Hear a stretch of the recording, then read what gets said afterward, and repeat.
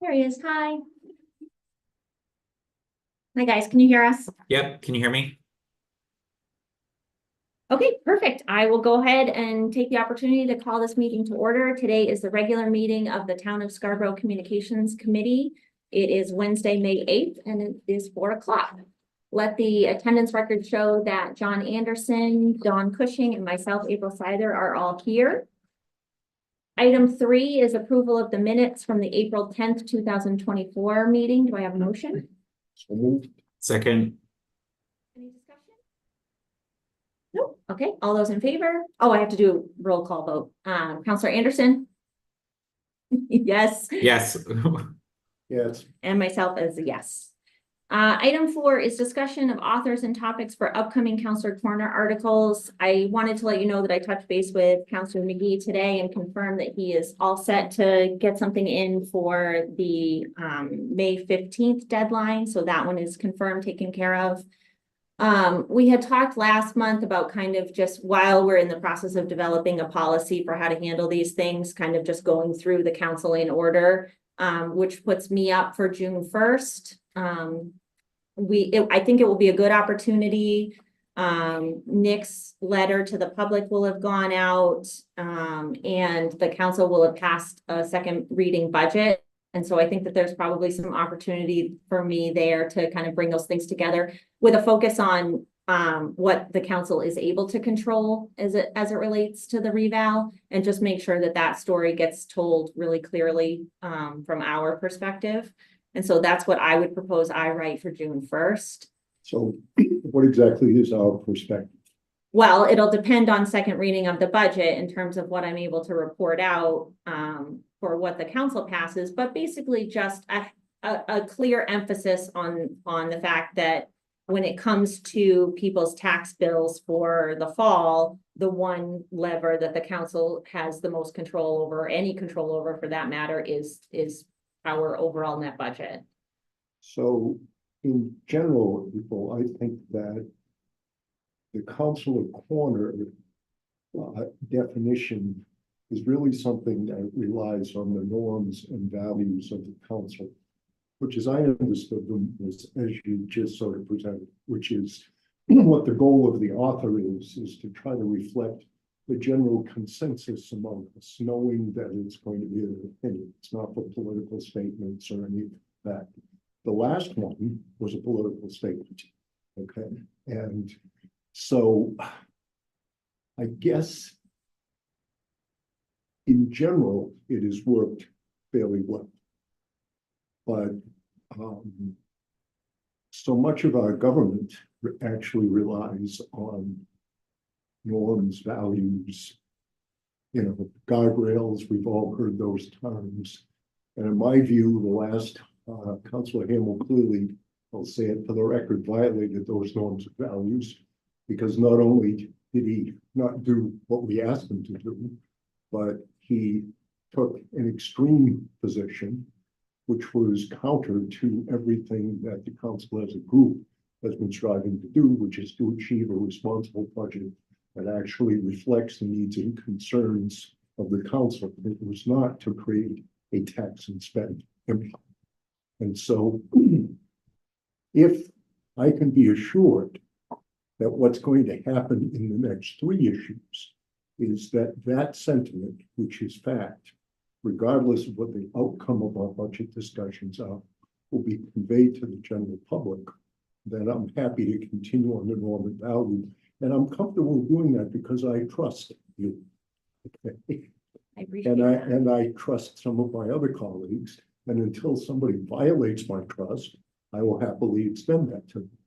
But in this case, the trust, in my view, appeared to be violated. And so what we saw in the leader was we saw a tax and spend empire. And then over here, if you want proof, we're getting a new fire truck. No, that's not a problem for you, but that's exactly the way it presented to the general public, was this extreme headline followed by lots of evidence to back it up. Okay. And again, you were doing what you were supposed to do, which is to try to convey useful information to the public. But juxtaposed against that headline was contrary to anything that we as a group have been working hard as volunteer public citizens to try to work for the people of Scotland. So, end of my statement, but Councilor Corner is going to need some work.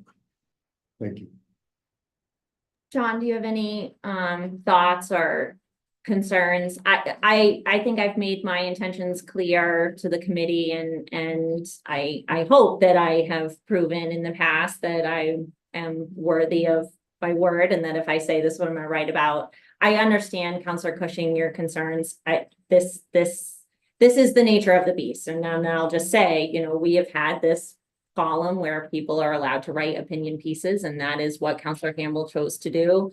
And we do have the disclaimer on there. And we have said the last couple of meetings that's a bigger conversation in terms of what we want to codify for council policy. But at this point, we don't have a policy about Councilor Corner, and so I'm happy to take the June 1st article, but we do need a June 15th author and topic. So I actually think it would be, if you want to write the June 1st one is great. I think, and I would also be okay not to ask you to do another one, but either you or Nick, since my assumption is we're going to have a workshop on the 26th, right? Or at the end of the month in June for the school.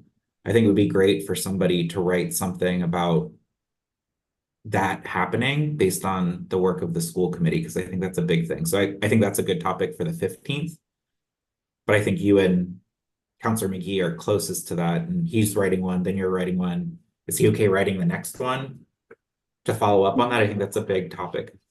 I agree with you. That is a big topic. We could certainly collaborate on one. Okay, that works too. That would be fine. It's not a heavy lift for I think me or Nick to pull something together. I don't think it's too much to ask. It's just in terms of whether or not people want to hear from Nick and I again, after just hearing from Nick and I on the 1st and the 15th of this most recent month.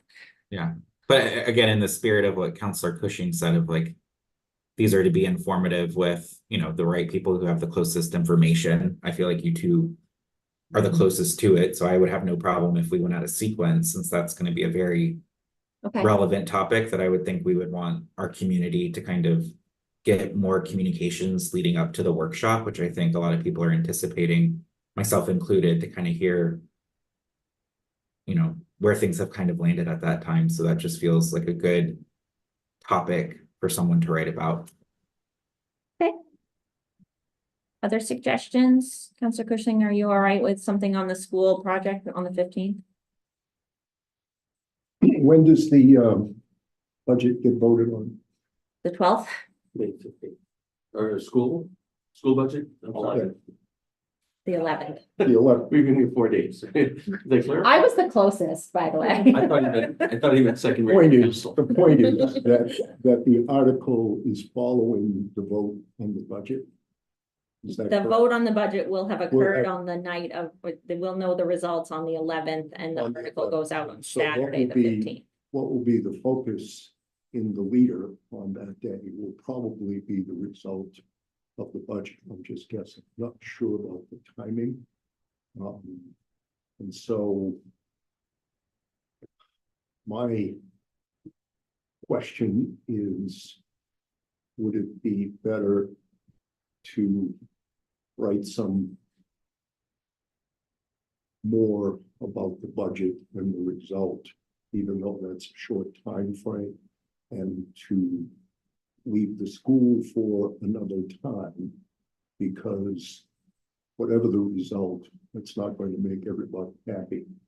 And so chiming in about here we are on our new school project immediately after the budget may not be the best timing, at least for the school. So I'll, you know, your choice, but I think kind of understanding what the, you know, I saw The temperature, what sure. what the temperature is. I think that's fair. And I would say definitely whoever authors it should talk to the results, because I wouldn't suspect the leader would actually report out that week. I don't think that's think that's too quick from that Tuesday to that Thursday to have something in the press. So the e-news would probably be our best bet if we wanted to say something to voters about the result. But again, Right. whatever the result is, I don't know what there is to say other than that's the result. Because we wouldn't have, as a body, looked at those results. But again, with the workshop scheduled, right? Or that's my understanding. I don't know if it's scheduled yet, but we have an extra meeting in June specifically to cover what the school proposed. So I think just making sure people are aware that that's happening, which I'm sure is going to get promoted by town anyways, but from the counselors who are participating to kind of acknowledge the work that's been done, how they got there. I think it's still worth mentioning, and you could do both. Like you could talk about the budget results and the project.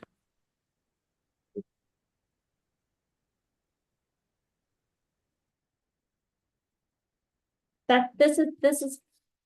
I'm okay with this. I think this gives Nick and I a framework for potential for the 15th, and to your point, Dawn, depending on the temperature and the tone of how the budget referendum goes, we can adjust that to make sure that our messaging doesn't come across as tone deaf, that that this referendum may have not done well, and then we're gonna skip right over that and go to the school, and that is not lost on me. So I will definitely take that into consideration.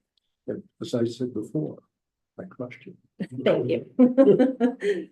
Okay, item number 5 is a discussion of the reval communications, and I have with us the town assessor here, Mr. Nick Cloutier. He has sent us his draft of what will be sent out to the residents. I did have Kristen include that in the packet for today, so anyone who is watching this online or catches this later, it is available on the town website with our meeting materials. Kristen, if you could pull that up, we'll do a share screen so that we're all looking at the document. And then Nick, I'm going to turn it over to you. Thanks. Before we dive into looking at the draft notice here, I did want to mention, as I did an email to the people in this room, but for the record, that we intend to have 2 pieces of paper. The notice, which explains the new assessed value, how to calculate estimated taxes, and the things about how to schedule a hearing. The second piece of paper would be more informational. Here's how to drive to the website to find tools to do, to check your own information in more depth. And we've provided a lot of information for your review, and it shows them how to get to that and consider it, as well as a couple statements about background, how we got here and the purpose of the revaluation, just to clarify for the record and kind of wrap it up. So that one's still in development. Okay. It will be ready by next week. So, but this one I wanted to prioritize to have ready for this meeting, just so you could see what I am intending to do. I've based this in part on what is standard, in the sense that many towns have a protocol for what they include in letters. And if anything, I've included a little bit more. And the reasoning for that would be, over the months leading up to this part of the process, many residents have explained to me, if you just tell me the new assessed value, I'm going to be confused what that means for my taxes. And some towns just say your new assessed value is this. And I think people could be scared or upset about, well, what does that mean if my value went up 200,000? Are my taxes going to double? So I thought, based on people saying, I really want to know, what are my taxes going to change? And if in those moments I say, well, of course it's going to be an estimate, because not only will the school budget not have been voted on, but furthermore, tax commitment is the final capstone of the entire budget, because the valuation also is not finalized until tax commitment, nor are the reimbursements from the state or other things. So we won't know the actual tax rate until late August. But people have said, but you will have an estimate, right? This ballpark would be better than nothing. So my intention, and this draft just put in a number in the ballpark, of the 11 range. I put 1099 as a placeholder, and these are just example numbers. The actual will be plugged in from a spreadsheet forthcoming. But I would wait until after the 15th and use that number as a good estimate, with all the disclaimers on here that it's not set in stone and it will change. But it's in the ballpark of what you could expect if you need to budget. And then furthermore, the notice briefly states you will have an opportunity to talk with the assessing office, provide information, and then meet in various formats depending on multiple occasions as needed. And then the other flyer, which I've alluded to, will give them tools for how to do their research if they want to double check to make sure it feels fair. Question. Yes, Is there the reval number is known, right, which is less than 1099, it's 10 something. So without, in other words, assuming there was no change in the town budget this year, like 0. So you would know, I think I calculated the number to be like 1066 I somewhere. can certainly look that up. I don't have it with me at this time, but it's in. Right. Yeah, But it's I available. think it's close to 1066. I just took. It's possible. I thought it was like 1080 something personally, but I haven't looked at it. But whatever it is, it's a number that's less than 1080. Yeah. So is there not a reason why you couldn't put one line that says tax attributable to reval, which is a firm number, and then estimated town impact total, so that people can see, as long as you're going to make an estimate, they can actually see what the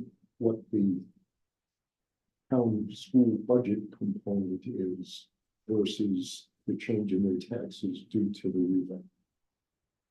That's It's a fair question, and I've contemplated that because some people have said, is that possible? Maybe not in as clear terms, yourself included. Earlier in the process, is something like this possible to split out the impact of the reval versus the budget?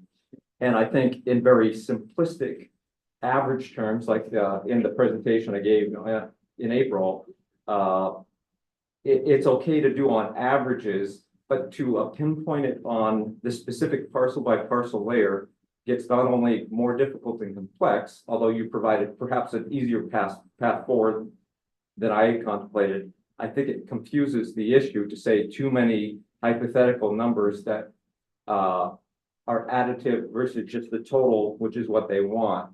And it also feels to me like I'm trying to get across an opinion. Personally, and maybe I'm saying it the wrong way, but it feels like it's not as objective as just giving the one number that's based on what the council budget is. I appreciate that, and I think, again, your choice, as you know. The reason is that when I look at every iteration of proposed budgets, the impact of the town school on average is somewhere, between 68 and 23 cents as we've proposed it, which is a very small fraction of the change in people's taxes today. And so maybe that could be a footnote, okay? Because what I don't think I was considering is that 0.23 or 68 or whatever it is for the average home. Yeah. So, And averages change, but yeah. but I don't think, but if your concern is that you need to be neutral when you're taking a stand, it seems to me that you could make an argument that the spinners, okay, are much happier to give the impression that this is town gone wild. And I think that a accurate thing is that this is town doing what you've asked for, which is to be reflective of the needs. And that's my concern. So I'll leave it at that, because as we know, this is an advisory. John, go ahead. Yeah, I think I would just say, for the intent of what this particular asset is trying to communicate. I think less is more. And so I think what Nick's proposed to me makes sense for this. I think what Counselor Cushing is talking about, Nick, is that kind of more what you plan to have in the companion memo that goes with this, that just kind of says, and this is how it was derived, and these factors kind of lead into your prior compared to your new, just to make sure people understand. I think giving numbers will just complicate things because it's going to be so variable based on where their new assessment landed. So again, for me, I think less is more on this. And then if there is something in the memo that just kind of continues what we've been doing, right? Continuing to tell people the 4 factors or whatever that impact it. To me, that's good. I don't know if we need to get numbers in there. The one question I do have on this one, though, when I look at it, and again, I was kind of looking at this through the lens, like trying to forget everything I know and just look at it like I'm opening it for the first time.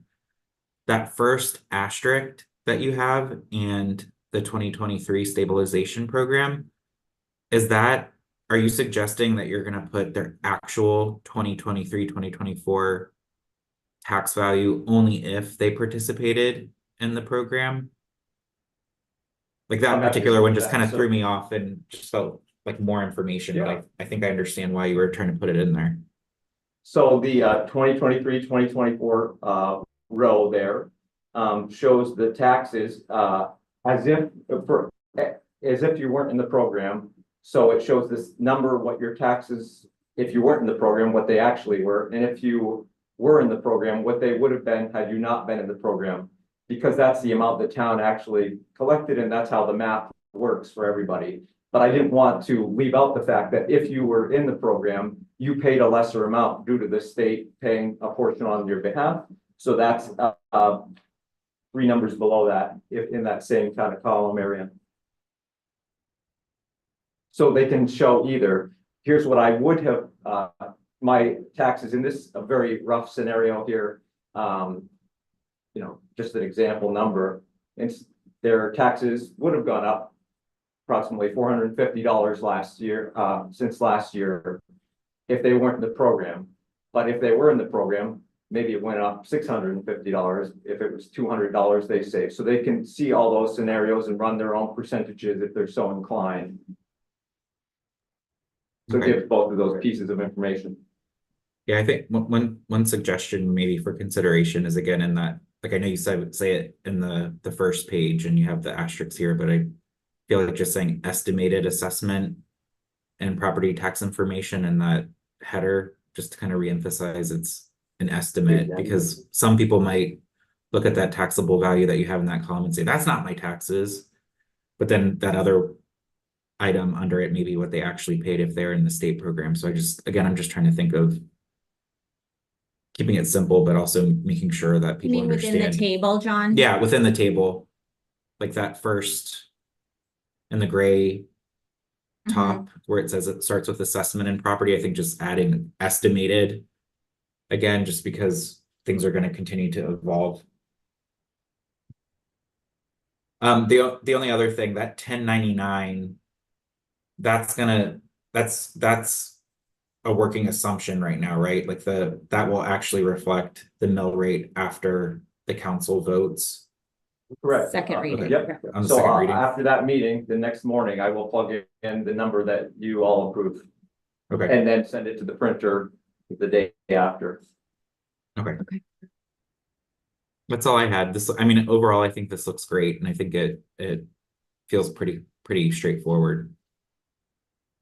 I agree. I did have some, I checked myself to see whether I was too close to it, because I'm used to looking at this kind of stuff. We've seen Nick present in this format before, so this feels very familiar to me. And so when I looked at it, I said that this is very logical to me. This makes perfect sense. Here's your prior assessment, your total assessment, and then here's a breakdown of what those differences are. And if people want to do any other, to your point, if people want to break it down any further or do any other, percentages or calculations, they have the rough numbers there. I did show it to my husband to see if my assumptions and whether or not I was just too close to it. And he agreed, you know, and for what it's worth, like, you know, I think that the bottom line is that people are gonna wanna see the difference between what their old value was and their new value, and then what that bottom line number is for their tax impact. And so I think it's really critical that that be part of this table. It's to your point about Counselor Corner, Counselor Cushing, this is incredibly nuanced. And I will do my best for that June 1st article as it relates to the upcoming referendum, and knowing that Nick will have sent these letters out. Hopefully we, you know, we don't miss the mark on the message, which is, you know, we understand that the reval is going to have an impact, that the net budget that the council approves has a separate impact. And that those two combined are what is going to ultimately determine your final tax bill.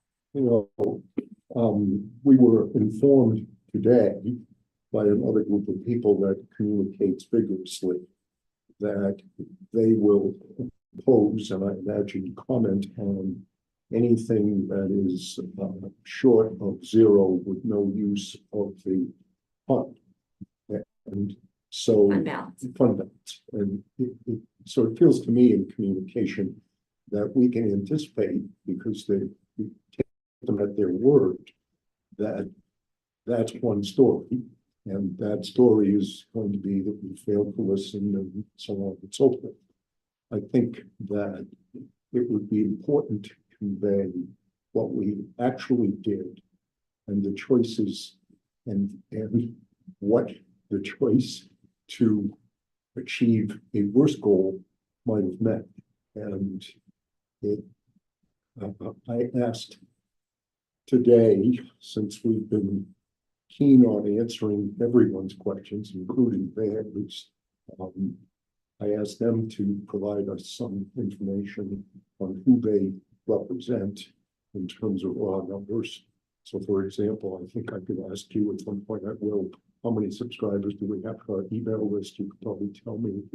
You could probably tell me what kind of web traffic we get, all of that sort of thing. So, you know, I think that the thing that we need to be acutely aware of is that I have no idea.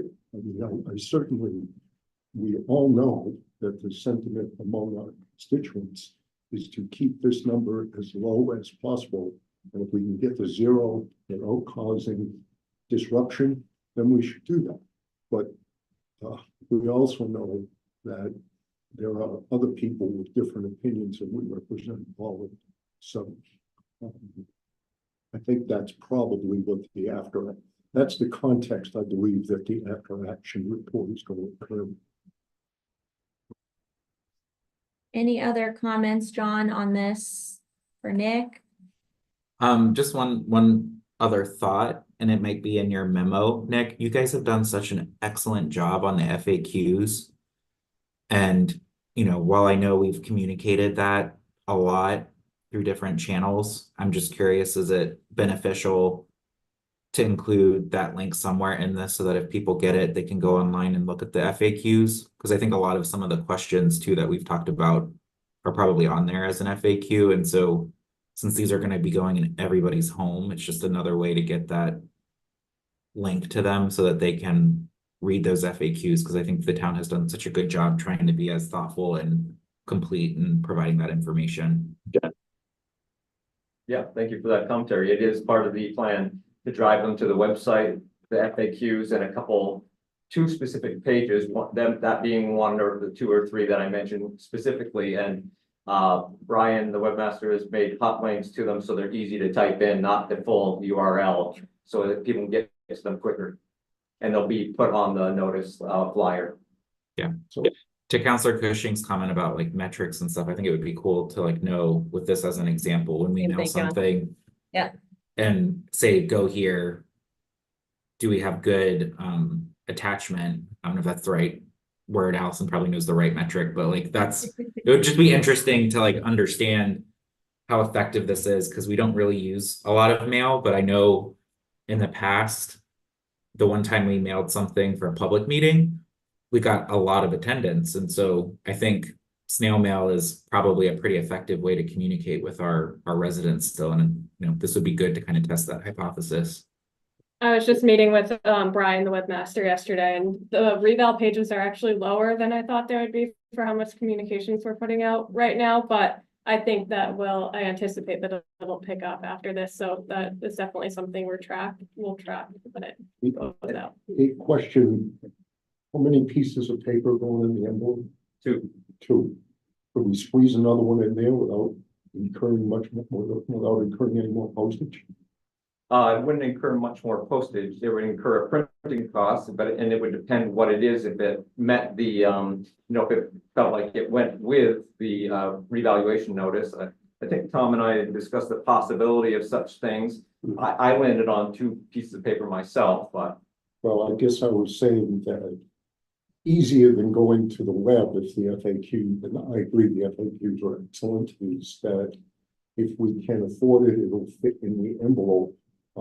It would be much easier to just include them in the packet because there is a lot of good. just some of them. So Nick, I just want to make sure we're talking about the same thing. The collateral piece that you've not is still in process. As I recall, and I'm really speaking to Councilor Anderson's questions earlier, that piece is really more providing additional resources to taxpayers so they prepare themselves. Yeah. How they can appeal the value, FAQ links, those sorts of things, as opposed to a memo that will provide additional kind of narrative context. I think Yeah, it's there's- more resource driven, right? Definitely, yep. And is that gonna be, though, a second sheet, it'll be one side of one of that It's a section? two-sided, Two-sided, and it's already So there's one. filled out. already full. Yeah. So there's no extra room for FAQs other than the link? No, the link to them, I'm saying, because we have 35 FAQs. FAQs. I keep That's adding my to them when concern. people. Yeah. In some ways, that extra flyer though does answer some of the FAQs without explicitly drawing out like the question and answer. It incorporates some. And Allison knows because I run everything by her in the early stages because she's good at keeping me from saying 8 pages worth of things. Yeah.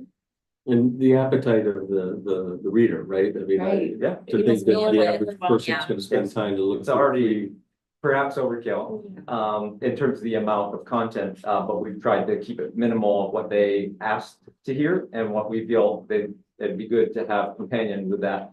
And then furthermore, maybe this is obvious, but I don't intend to have the numbers be read. I use that to show that those are the numbers that will change for every individual person. That's good. Red is angry, Yeah, so let's so- not put red angry numbers. It'll just be regular black ink. Perfect. And last thing, Councilor Anderson asked the question, that third number, the amount of the rebate, that is gonna be customized and actually report the amount of rebate that taxpayer received. Not the amount of rebate, the taxes they actually pay. Fair Yep. enough, but it will be specific to that. And it'll say not applicable for the 8,000 people that it's applicable to, yeah. Right. And I also mentioned this in this email thread for this group, but to put it out there for everybody. The vast majority of residential notices will go out by the end of the month. Due to waiting for the 15th number, it will be the last week of the month, perhaps when people actually get it in their mailbox, despite me sending it out earlier, there's a little lag. So that's, let's say, 99% of residents and only a few holdovers. If they were a very new subdivided parcel, I may need another few weeks to deal with it. But commercial property owners, let's say there's 600-700, because I'm not sending them to exempt property owners. Those will go out in early June, which will give me additional time to come up with a slightly different letter for them as needed and to fine tune those numbers before those go out. And I wanted to get the residential ones out first, not only because there's more of them, but also it's a class of properties. They'll have it before voting time if they're so inclined, and commercial will get it shortly thereafter. I think that's a very thoughtful approach, Nick. Mhm. So So I have That's one, I have one more thought about the resource links, again, in case you guys haven't thought of it, but I'm sure you have. Like, I've actually been sharing a lot lately, the link on the website that has all the different programs where people can apply to get either our rebate or the state programs, the homestead exemption that you guys have on the site. I think that's just also really good to have on there in case people aren't taking full advantage of all those different opportunities to try and get support. So I would just advocate for you guys to consider having that link on there as well. And, perhaps some of you remember from the last revaluation, I was yet the assessor, but I was told that a lot of people came through the doors to me for a different reason, to review their assessment, and then realized they didn't have Mhm. exemptions they were eligible for. So we intend to have that be the second thing out of our mouth after, hello, let's talk, oh, you're not getting the homestead, let's sign you up. We want to make sure people are getting all the rebates and exemptions they're eligible for. So. Any other closing remarks or comments? I was just gonna mention that when this does get mailed out, once we know that date, we'll be working on promoting ahead of time that people can expect them in mailboxes too. Perfect. Great. The only thing I would say, as this is the communications committee, obviously you have a leader article or e-newsletter article about the budget or whatnot. Perhaps it mentions this in passing, perhaps it does not, but my thought is, in addition to me being contacted first and foremost after these, it's perhaps some of you will be contacted, not only about the implications for their taxes, which may happen, but also since things that may be second nature to us because we've been thinking about them more than the average person. But I continue to get calls weekly of people that were participating in the senior state stabilization program that are thinking they're getting double taxed or something. And I have the conversation, and by the end of the 10-minute conversation, they usually understand. And they say, well, I'll contact the state. I'm like, excellent. Those are the people that were in charge of this decision, and we can't do anything. It's the same in every town in the state of Maine. But you may have to have a boilerplate response for that, as well as nuanced responses as needed. That's a good point. I fielded that question as well. I think that just brings up a really excellent point that, like, again, maybe we should be thinking about, like, is there a boilerplate response the council may want to draft that's not like an opinion, but just more, again, like what I would think to do is whatever is in your memo, Nick, with links. I think being able to provide that quickly to folks, so if we can get a electronic copy of that, that'll just make it easier if we get emails to just copy paste some of that stuff into an email so that we can share it with folks. And these will be up on the website too, when the time comes. Okay. Not, Perfect. not necessarily each individual notice, but rather the flyers and Right. information. So. Right. But to John, to your point, like, as either communications chair or finance committee chair, I don't mind taking the lead, and you're generally really good about responding to emails. And so just having those resources, exactly where to send people, knowing where they are on the website, being familiar as a council, what that boilerplate response is going to be ahead of time, so that there's not a delay in getting them people towards the right information that they need. Yeah. Okay. Anybody else? Well, thank you, Nick, so much for Yeah. coming and for making this available ahead of time. I really appreciate it. And like I said before, it is part of our meeting materials now, so people can see the draft. And everyone at this point should be well aware of the timeline, and we'll just see how our second reading goes on the 15th. Okay. With that, we are going to transition from talking about the reval communications to talking about some policy development work that we were going to do at the communications level. So Nick, if you are all set, don't feel like you need to stay. I don't know the best way to kick this off, if I'm being honest. Number one, I've lost my agenda, which is fine. But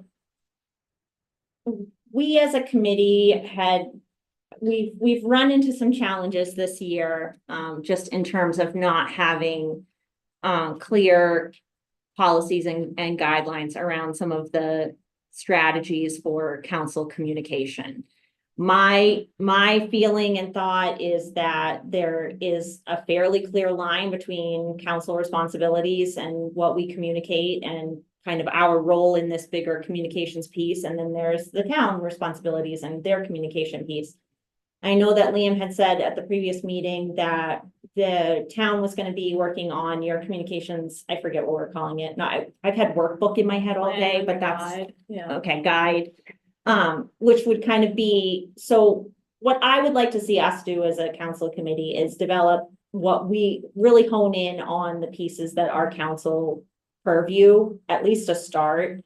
And decide what are the things that we want to codify that the council, that we are going to bring to council as a suggestion for policy changes.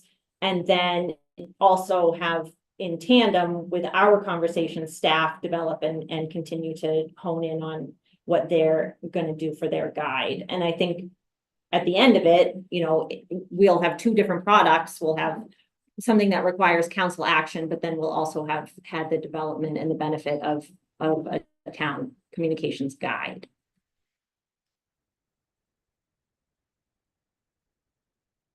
Okay, not seeing any comments. Judging which I was So- anticipating. You're waiting. I thought I Just- teed you up there. I just thought I would take one of those gentle, I was warming up.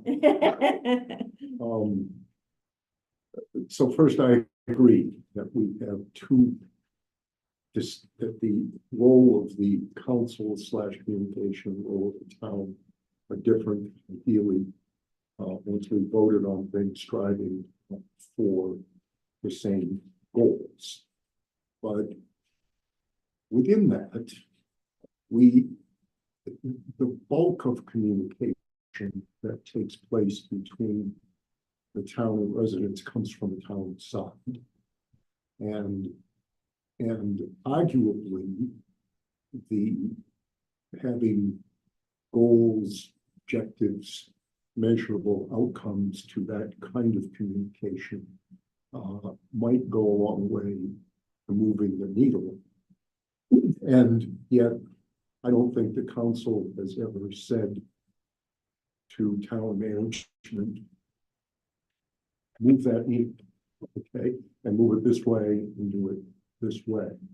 So one of the things that I think we need to consider when we talk about the role of the council is, should the council be asking for proving, evaluating some kind of communication plan from the town so that we have a framework within which to look at the individual activities.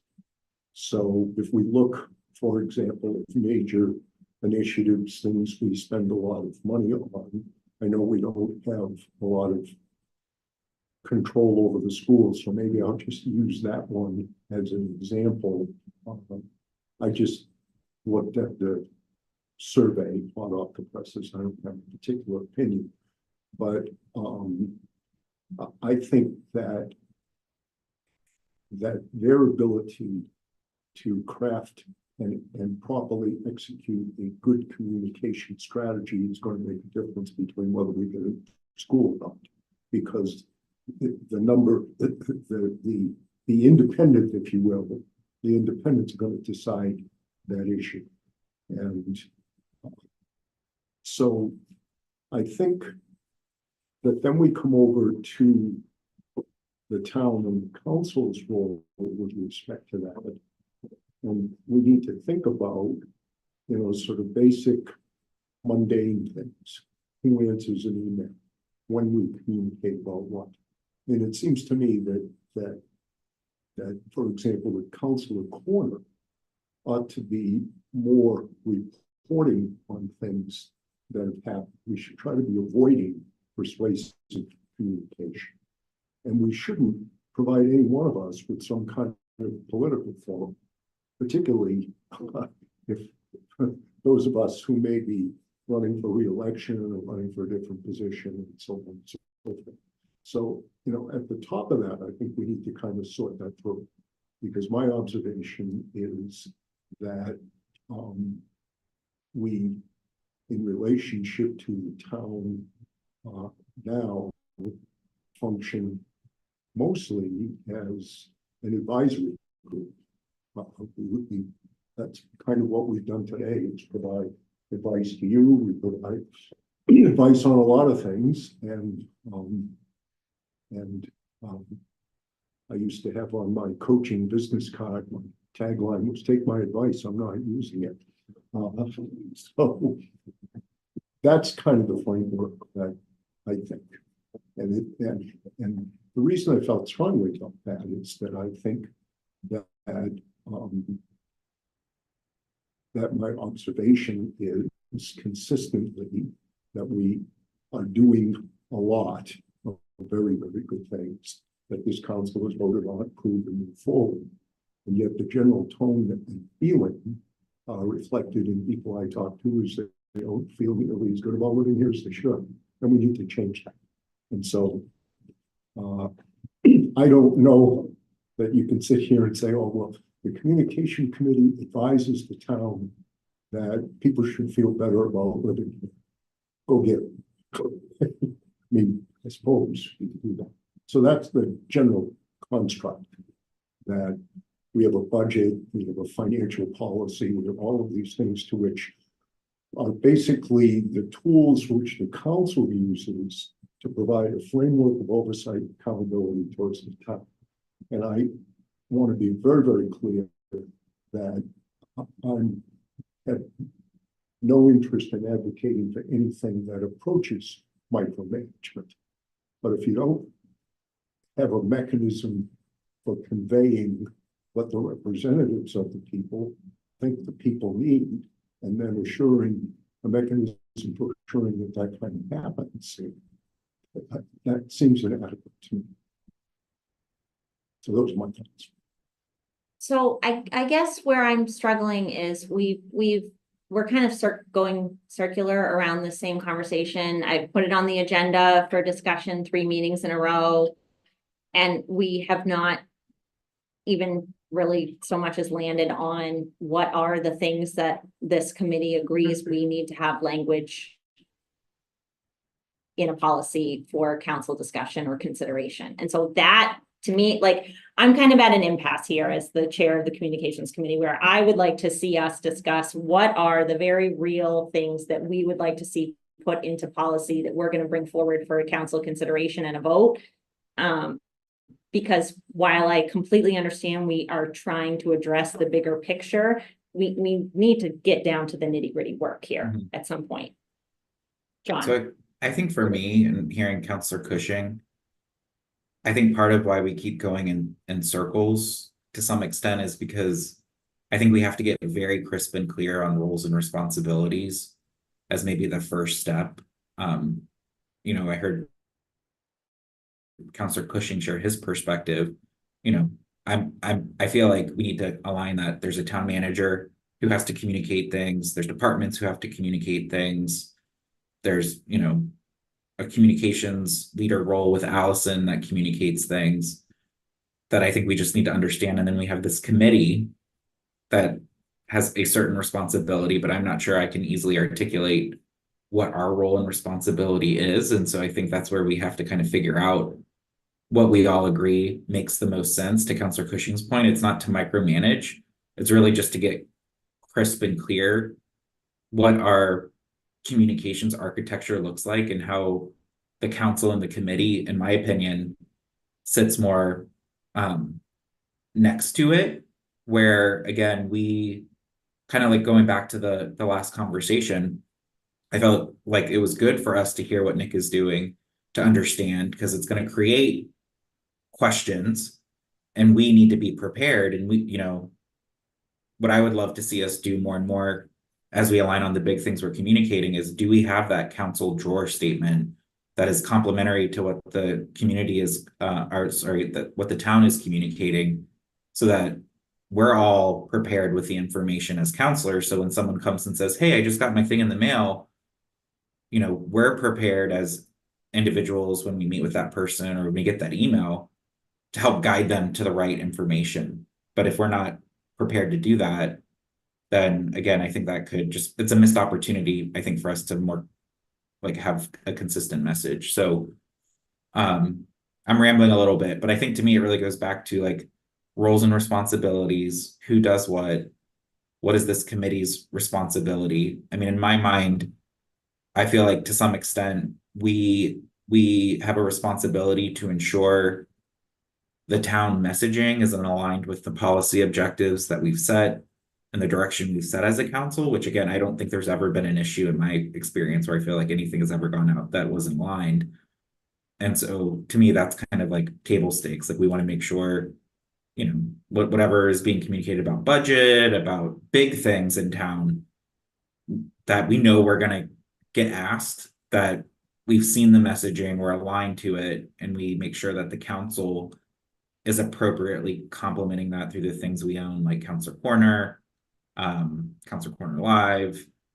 You know, if we want to go out and have a booth somewhere and say, hey, you need to be prepared to talk about the budget because it's coming, like what are we as a committee providing our fellow counselors to make sure that they're ready to support that work? The one thing I will say, just kind of reflecting, because I was kind of thinking of like what are some recent examples of things where again, there's just probably benefit to just memorializing a little bit more. You know, Counselor Cushing has talked a little bit about Counselor Corner and you know what that intent should be, which I agree with, that it should be informative, trying to express the current consensus of the council, and not be a political piece. So I think that needs to get documented somewhere, voted on, and aligned that that's what we want to do. I think with the recent survey that went out with the Parks and Conservation Land Board, like to me, again, I think just memorializing when committees or other functions are doing a survey, you know, what is the policy around how town council people need to be involved in that before it gets out, not to necessarily like over dictate what happens, but more the awareness, the review, giving feedback. And again, a lot of this was in Counselor Cushing's original outline. Like these are all things like I was thinking about and that are just like opportunities to get more crisp and clear on, you know, how those things should work. So I think your outline, Counselor Cushing, really checked all the boxes for me in terms of things we just need to kind of draft a paragraph or draft a couple paragraphs and just really articulate who's responsible in what ways, what do we expect in terms of engagement across those different functions, and you know, ultimately how do we get stuff done.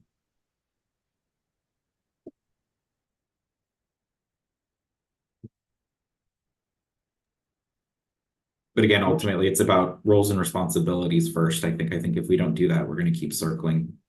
Yeah, Are we ending at 5 today? we don't need to. So I think that, you know, it is a big task, and that I think, to John's point, picking one. So the first 3 items on the agenda were principles, values governing all town communications. I gave some examples: transparency, accuracy, information versus persuasive tone, inclusive, fair, plain spoken, prompt, courteous. On my honor, I'll do my best. The next piece was being specific about goals, informing, encouraging public participation, user list, which I culled from the reading of, I don't know, 50. It's very interesting. Most of these come from the UK, but they've been at it longer than we have. And then the third piece was roles and responsibilities. And I think that item 3, as you pointed out, is the big one.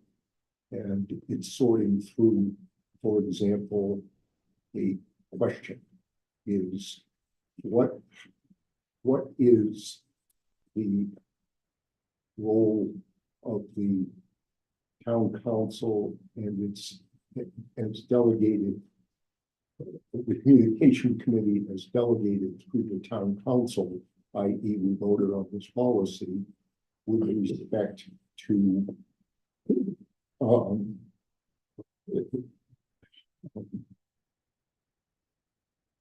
oversight, accountability vis-a-vis the town. And I agree with you. I think, you know, my motivation here is trying to get some structure through which we actually define some things that we are trying to convey. And that those things can be measurable. So I think one of the first questions is this communication committee going to be an advisory group or an oversight group? That's a basic fundamental question. And if it's going to be advisory, what exactly does that mean? If it's going to have some oversight responsibilities, what exactly does that mean? That's, to me, the first question. Once we resolve that question, then we can probably begin. The rest of it may be easier than we think. But to me, that seems to be the crux of it. And Can you articulate for me what you see as the difference between advisory versus oversight? Like what? well, oversight says, let's have some conversations about the goals. Let's agree on what the goals are for this quarter, this year, whatever, what are the mechanisms that we expect to employ to achieve those goals? And did it happen or did it not happen? Why or why not? Can I differentiate between whether you're talking about committee goals or staff goals, or town I'm goals? talking about town goals and that representatives of town come to these meetings and seek our advice. And that's nice. And if that's all we want to do, then let's just say so and I'll be done with it. Okay? I'm But just asking. No, I'm not being critical. No, I'm just saying, I'm trying to say that that's a viable choice. On the other hand, I think that when you begin to delve into the area that creates some specific objectives that, the teacher in me says that, when we've gotten here, that we want people to understand why the reval and so forth. I mean, we've done all of this stuff, but if there isn't anything, it's voluntary. This is what I'm saying. And we all happen to agree, so it's just fine. But there may be times when as a governing body, we have a distinct point of view about the way communication ought to take place. But at this point, we are a suggestion board. And so, but we are not with respect to budget. We are not with respect to a financial policy. There are specific guidelines which, I'll take a simple example of the financial policy says we'll have a optimal bond rate, whatever that means. But okay, but it's someplace where we go and look and say, okay, we're now having a discussion around fund balance that relates to a policy that says we want to keep the bond rating as good as possible. There isn't anything similar with respect to Yeah, communication. I can see the distinction you're making. Liam, I see your hand up. Yeah, I think to the fundamental question of advisory versus oversight, I think I certainly understand Councillor Cushing's comments about the advisory or the oversight role that the Finance Committee has. And it's really that even the Finance Committee is advisory to the full council on issues like the budget. I think I'd have some questions about the practicality of having a council advisory committee be the oversight body for something as frequent and daily as communication. I don't know what that would look like. And I think I'd look at other issues that are fundamental to the municipal management of the town where, the council has a tremendous amount of authority and influence with regard to the town manager and how town operations are performed. But having a direct oversight role of something as essential and common as communication, I guess I just question, I don't know if the finance policy is analogous to maybe what we're talking about here. I could be persuaded, I suppose, but I guess that's my question. I think the objectives that we've talked about over the last 3 meetings of developing a more robust communications guide or policy or plan or manual or whatever we want to call it, that really has us thinking about what our communication values are, what our objectives are, how we measure the success of these things, i.e., social media hits, reads on our newsletter, obviously some general public sentiment about how we are fostering engagement, things like that. I think everyone in online and in the room are in agreement that there's a real opportunity there to build off of, maybe some existing documents and look at what other communities have done. But I think where I continue to struggle is again, when we start using like words like oversight or accountability, things like that, that's where I guess I'm a little bit more hesitant, I guess. Those are my thoughts. Can I just offer, forgive me for being a bit fresh here, but this agenda item reminds me why I typically don't come to the communications committee. That's not nice. No, I've been part of this conversation very similar for decades in various communities, so this is not a new conversation whatsoever. It strikes me that in each of them, and it's alive and well here, that it's the council. It strikes me the council is kind of searching for its place. What role and how can we regularize or better predict when and where the council, is communicating things. From my perspective, and I'm new to this conversation here, so I'm not privy to what Councilor Cushing mentioned earlier, but 3 groups. The first group, I talked about transparency and kind of consistency and accuracy of information, if I'm paraphrasing that correctly. I think that's clearly in the town's wheelhouse, and frankly, I think we do that quite well. We can always do better, and it requires us to be on our game. And I think we've get really good feedback through the community survey and other means that our residents now look to us as a trusted source of information. The second piece talked about messaging, and that's an area that we're not particularly good at, not particularly comfortable at. And I think there's an area, that's the area where the council can excel in building upon and complementing the information that we share that's topical. I think you're going to see us probably start to be a little more daring, not necessarily taking positions, but choosing to highlight something that isn't necessarily in front of you, but we think it's something we want to circle back to. Case in point, we're trying to pull together an article for the next e-newsletter on transportation. Again, it's not top of mind, it's not in front of council, but it rang very clear through the community survey. We've got a lot of good things to share, and so that's something we'd like to kind of bring back to the front. So I guess that's a long-winded way of saying is that I see the town having the absolute responsibility of providing consistent, clear information for residents to find. And I think we stepped our game up considerably. But the messaging part is something we'll always struggle with. And therein is an opportunity for the council to be a little more edgy. And I wouldn't say you do it all the time, but you'll know when the time is right where you need to pile on top to make a point stronger.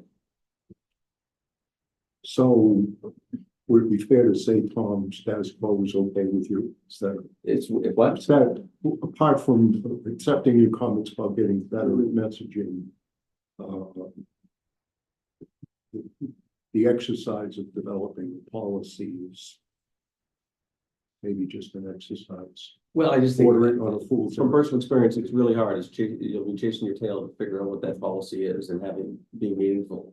I'm just trying to suggest that we might be trying to overcomplicate this in some respect. And to the point that I don't think we're necessarily good. I think we've stepped our game up considerably in terms of how we're sharing information consistently and cohesively and so on and so forth. That's a process of continual improvement. I shudder every time my professional goals include communication, because you can always communicate better. That's one of those things that I don't care what you do, there's always room for improvement. And we strive for that and continue to. But I think the messaging part is a fair conversation point. I'm just being honest that, that's an area that we're not very good at or very comfortable in.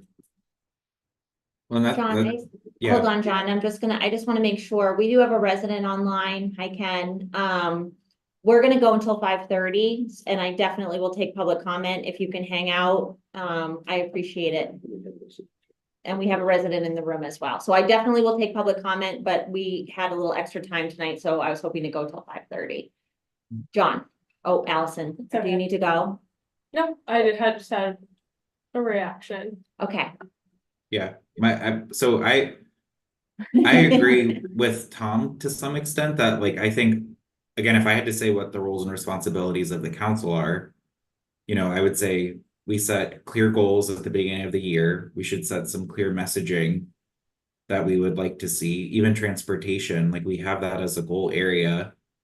This committee could be setting some guide rails in terms of key messages that we would like to see conveyed and the types of things that are important to the council that are expressed in our goals, so that when staff does do communication on transportation, they have that as reference to incorporate into their pieces. So like Tom, whatever you guys are talking about for transportation, and I know we're always talking about how we're doing the transportation study. You know, to me, like just making sure that we're conveying those clear messages consistently when we have the opportunity to, that the council feels like is important. I think would be great if we could work on like what that message architecture framework is together, so that way staff has it and can figure out how to leverage that as they're developing content and going out to the public. And then again, I think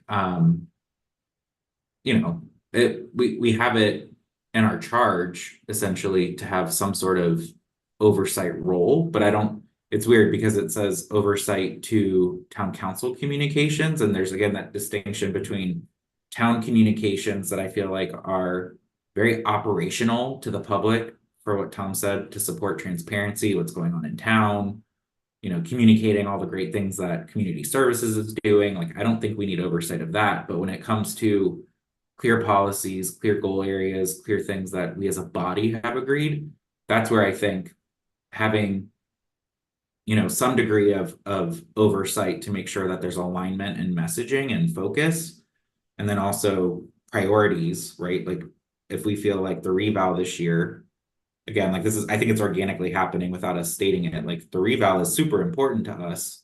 I can't recall if we had a goal specifically on it, but it's like, because it is important to us and because we know it's going to be important to residents, we want to be involved in understanding what is going out there, so that we're one, prepared, but two, again, going back to what we said earlier, like so we can complement, support, direct people easily, because they are going to come to us as an access point, and we just need to be prepared to give them the information that we all agree is appropriate that they get. Well, That piggybacks off of what I was gonna bring up too, because John brought up a good point earlier that another purpose of the committee is just making sure we are aligned on our communication. So it's, to me, I see that as like a third track aside from advisory or oversight. It's also collaborating and making sure that we're on the same page with our messaging. And also, I've kind of seen the evolution of this for the past few years, just based on who the committee members are. But when I first started, I felt like what we talked about at the committee level was more to support what the council communications goals were. So like if council wanted to do outreach as far as like summer faster elections tabling, we would be sure to support that in any way. Or like that was still in the earlier stages of creating a consistent calendar for the council corner article. So the role of staff was to support and generate ideas of what the messaging was and what the tone was. And even at that point, I was helping each counselor drafting their articles. So I just think it has evolved over time, and maybe it's not as much of like a support role, but I see it more as collaboration more than I do advisory or oversight. I agree with that. Well, and I think that, and again, because I made the joke earlier to Tom that this is like my 400th time on the communications committee, because I went from school board communications committee right into town communications committee, and I've been doing this for like 6 years. And I've seen the ebbs and the flows and the kind of cycles that we get into. And I've definitely been a member of this committee when I felt like the tone was super collaborative and that, Allison and other staff were really, the focus of the committee was to support council goals. I completely agree with that statement. And so now we've kind of found ourselves in a place where I do really think that it's important to get some policy language around our own norms and expectations for council participation and council communication. I think that there are some gaps there that, we've kind of left ourselves open to, well, our hands are tied in the sense that we don't have a policy to point to and say, these are the expectations and this is the policy. And so I was hoping that as a council communications committee, we could focus on those areas first with this kind of idea and trusting that Liam and Allison and other staff would also prepare their communications workbook or plan. But we're still, now we're a half an hour even deeper into this conversation, and I don't know where to take us in terms of like getting an actual product and moving a product forward. If I may, Yes, please. what I've sort of heard most of you say is that the current evolution, norms and values around collaboration towards things that we feel are important seems to be working okay. So that if we have a conversation, and we did, I think, dig in, as evidenced by the fact that Nick was here tonight, we had some pretty robust conversations around the reval, and candidly, I think that the product was better for it. I think that there are up and coming things around the budgetary process that probably next go around that same thing would work. So that basically says, hey, working okay. And as long as this iteration is around, it's fine. And then to get to the specifics to say, okay, town council, who's responsible for answering the email when it comes to all of us? Okay, who communicates with the town after we have a vote? Those are specifics. I would suggest that the town council should be like the Supreme Court, or the right, or the consulate corner, whoever writes for the corner, writes for the majority. Somebody wants to offer a minority opinion, they can. Okay, I mean, those are things that we can specify. We could probably spend an hour and get a list and be done with it. And if that's the sense of the group, I think that's fine. I think that for my part, on all of those issues, as I have in the past, I'll be asking, what is the message? What are the channels in that capacity? Personally, saying, what's the measurement? When can I see it? For example, newsletter. How many subscribers do we have? How many hits do we have? How long is it? What evidence do we have that people make it to the last page? Okay. What alternatives have we considered in terms of presenting its own utility? Now, again, if you're happy with that kind of a conversation, with those kinds of conversations, because that's what I mean that if we're going to be in that I think that one of the roles collaboratively is to have an external point of view and to, and sometimes that point of view may or may not be critical, for all things that should be fun. So, I'm imagining that the people who write ordinances and the people who draft charters and policies and so forth stay in the room for a long time to get those things nailed down. And I don't sense that there is the appetite to do this in the way that I'm interested in doing it. But I'm happy then to proceed with the nutsy-boltsy things with respect to the council, because I think that those things can be improved. Delighted that we have business cards and jackets. So I think I'm sort of saying I will defer to the wisdom of the group, and because it's a lot of work over this time. And I think that goal setting meeting, when I should learn something from the fact that I submitted a lot of this stuff in advance in January, and it didn't even make it onto the agenda until after the chair inserted 5 items of his own, and then it was rejected out of hand. And so there isn't a whole lot different here. I just thought maybe I'd take another bite at the apple through this committee. But my sense is we'll end up in the same place. So. So what I would say is that I think there is room for improvement. I think there are areas that we do need to prioritize and focus on. I think the challenge is maybe for now, like, I'm not super clear on what the problem statement is that we're trying to address. I think we know by the survey that residents have said, despite all the great work we do to communicate, they think there's more we could do to communicate. So I think, to me, that's the piece that I'm scratching my head, because I do feel like the town especially does a lot to get information out there, but for some reason it's not landing, or maybe we as leaders of the community aren't doing enough ourselves to be out there more, right? Like, should we be doing more articles? Should we be doing more events? Should we be doing more stuff that we're not doing?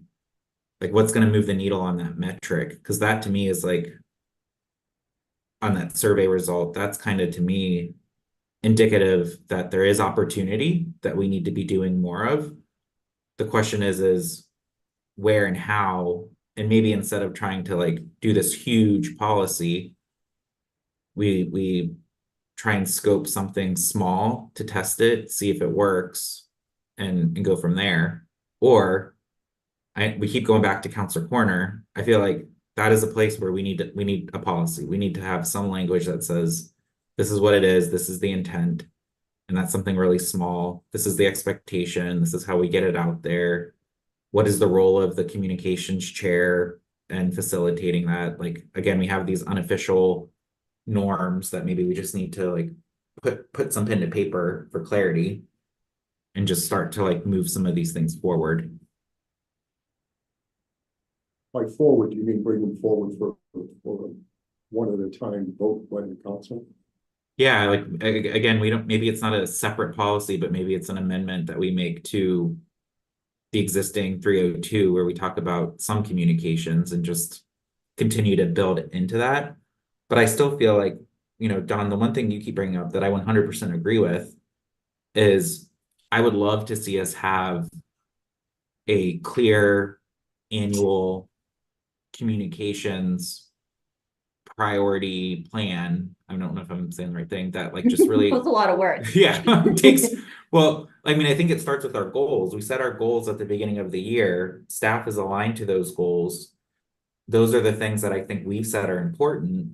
We need to help create a communications architecture that helps deploy that. And I do think we want to know, what is the staff doing in their channels? But more importantly, what are we doing within our channels? What are our channels that we own? And how are we as a council supporting those messages and getting those things out? I I don't think it's up to staff to do it completely. Like, I think they're gonna do like 80% of it. But like, we as counselors also have an obligation to be out there and talking and writing things and and I feel like sometimes on some councils that I've been on, some people really like to write stuff and then some people don't. And again, is it an expectation that if you are on the council that we expect you're gonna write at least 3 articles a year? And that's a policy expectation that everybody will write something. And again, staff is available if needed to help you. Like, I've used Allison in the past where I've asked her for help. So again, I don't know. I do feel like there's an opportunity for sure to enhance communication with the public, as indicated by our survey results. I guess I'm still trying to figure out like how, like what do we, where do we suspect the problem is? What are we going to try to prove that hypothesis and see if it's actually working and moving the needle? Well, that's, I mean, if I follow up on what you're saying, that's pretty straightforward.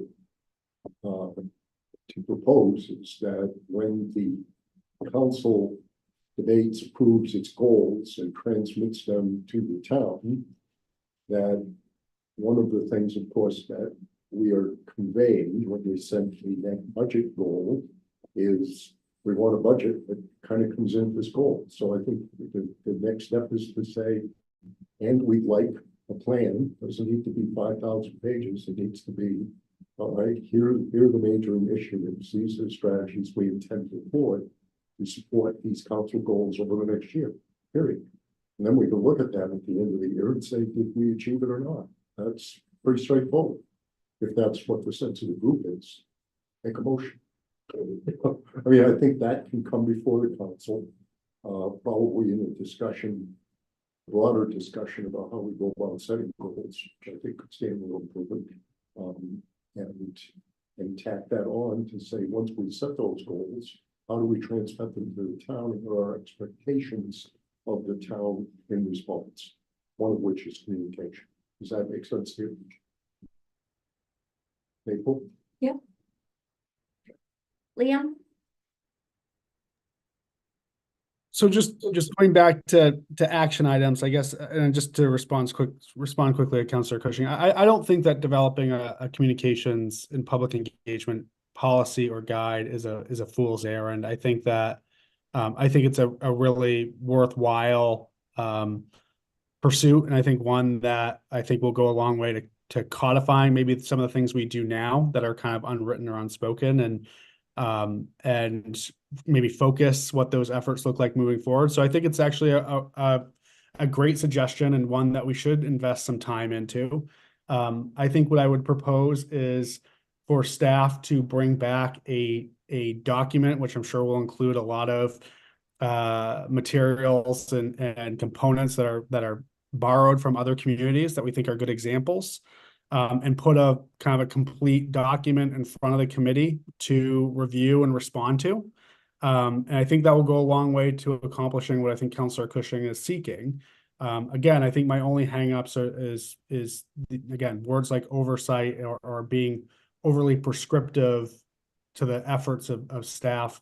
I think the other initiative here is really what you just spoke to, which are the having some council specific guidelines, rules, policies around council specific communications, I think is again, that's your work. And so I think that both of those initiatives are worthwhile ones and not without merit or value. So that's what I would propose for actual action items, to come back in June, look and respond to a document that staff will put together, as I think it's staff's role and responsibility to do, and move that process along. And I think that will go a long way to accomplishing what I think I'm hearing from the group. Thank you, Liam. I think that that's the piece I'm missing, right? Like, I think I need to see something, and we need to have a document to discuss. And up until this point, I have not asked staff to support the committee in that way. And so the offer and is accepted, I think, at this point. I think the committee, we really need to have something in front of us that we're looking at. Yeah, I would just want to add that I think what Councillor Cushing put together as a starting point Yeah. if staff can leverage that, because I really think, at least for me, it felt like it was checking all the boxes.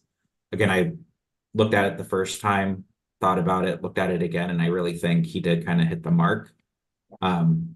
In terms of like the types of things that would be good to have in this document. Again, that may make it a longer journey than just by next month you guys having something. So even if it's more iterative where you're kind of chipping away at what he provided, I think that would be great. And just to be clear for the public, the document that we're referencing was part of the materials packet for our meeting last month, so it is publicly available. It just wasn't linked with today's agenda. But it was linked with last month's agenda, and it's in there as a draft, so that the document that we're referencing is available. And I can ask staff to relink it to this agenda for ease, if people are watching. So with that, I'm gonna go ahead and move to the next agenda item, which is future agenda items. Liam and Allison, you and I can touch base on whether or not we'll have something for next meeting or whether it is more realistic to have it for July. And that's a conversation that we can have. Allison, I think it would be great and timely, probably, if you could present some of the website analytics. We've Yep. done that in the We've done past. Yep, and that seems to, have some interest from the committee, and so I know that's something that would generate good discussion. So if you could prepare that, that would be great. Also, number of email subscriptions. Yep, I'll do website, newsletter, and social How media. big is the email? Is the email address list public? Or is that, how does that work? The number, Not the number, but the actual email addresses. I can see their email addresses. If asked, we would not share that with someone else. That's my question. It's not. No. And then other future agenda items, I would like to have a Counselor Corner live, and so let's talk about that next month and get something on the calendar. The other one I was thinking, I don't know if we've done this in the past, but with the budget being wrapped up at that point, it could be a time to reflect on communications for it and what we could do differently next year, or what went well, and kind of how the public perceived the budget process and using that to inform next year's. I think Yeah, that's I think great. it would be good to have like a sub bullet for that one on the roundtables that we held. Yeah, It's- I'd like to hear about that. Mhm.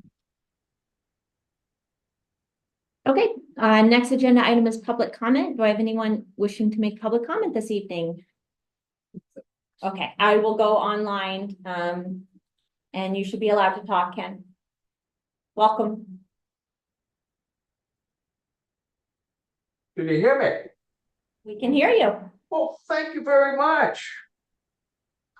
Hey, thank you for your service, guys, and I really do mean that. I'm glad it ran a little late. I started watching the meeting and then it dawned on me I had to go pick up my dog from doggy daycare. But when I got back, I'm gonna pull a Betsy Gleistein here. It felt like I never left. I know you guys are trying to communicate. It really is. I want to thank Allison for making the statement of, I know it was prior councils, but it was pretty clear that the council corner and the town council was to communicate council business. Let Allison do the staff business. She does a tremendous job. All this, what I just watched for 90 minutes, minus the dog thing, it's minutia. Something's not quite right here. And I want to do a call out, a kudos to Don Allen, because he communicated. And when I read it, I'll tell you, I'm sure you did too. I went, OMG, how did this get through? But at least Don communicated. Now, I've gone back and forth a couple of times with April Sider on, and I'm speaking really from the leader. Okay, I just retired from corporate America last week. The last thing I want to do after a hard day's work is to come in, log on to my computer, go to the town website and try to find out what the hell's going on in the town I live. I don't want to do it. Nobody wants to do it. I'm not raising a family or anything. I'm just a hard worker.